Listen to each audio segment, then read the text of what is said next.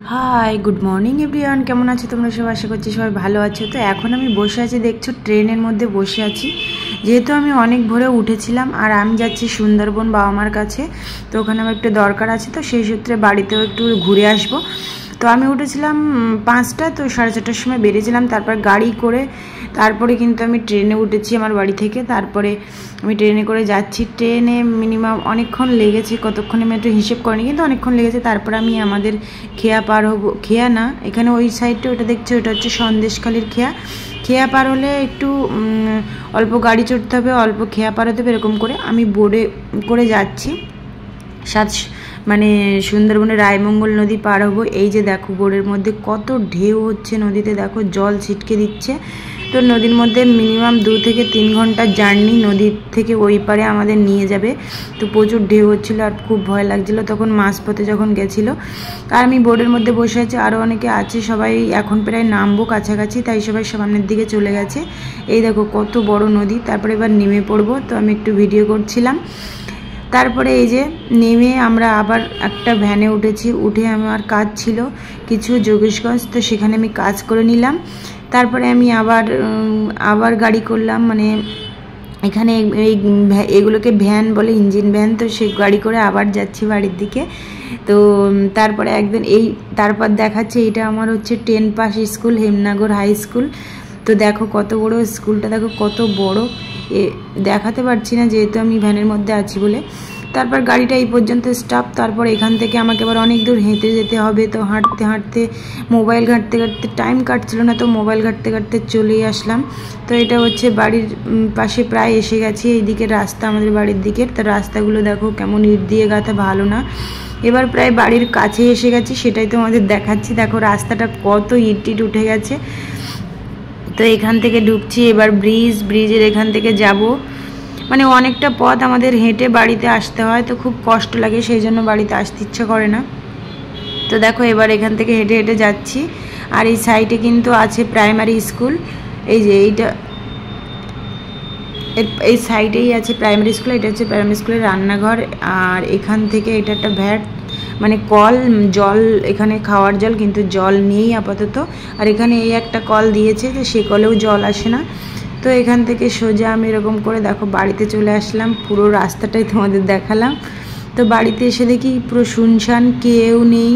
আর আমাদের বাড়ি রং চোটে, অনেক দিনের পুরানো বাড়ি, তো রং চোটে হয়ে গেছে, পুরো খসে পড়েছে।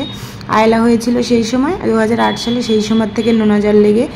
আর তারপরে বাড়ি এসে দেখি কেউ নেই, তাই পুকুর ঘাটে বসেছিলাম। তারপর দিদা দেখি বেরোলো, গেটটা খুলে আস্তে আস্তে আসলো, এসে দিদার সাথে বসে গল্প করছিলাম।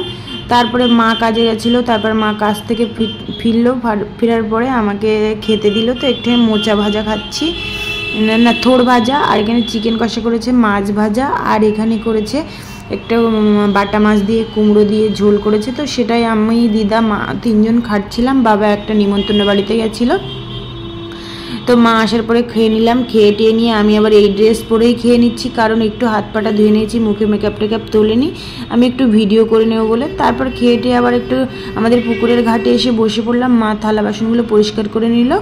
আমি এই সামনে মায়ের আম বাগানে একটুখানি কিছু এই ড্রেস পরেই ছবি তুলে নেব, নাচাগানা করে নেব। তো আর সময় নেই, কালকের দিন পরে চলে যাবো, কি কালকেও চলে যেতে পারি, কি এই জায়গাটা করব। তো বসে আছি, একটু খাওয়া দাওয়া করে রেস্ট নিচ্ছি, তারপরে ভিডিওটা শ্যুট করব।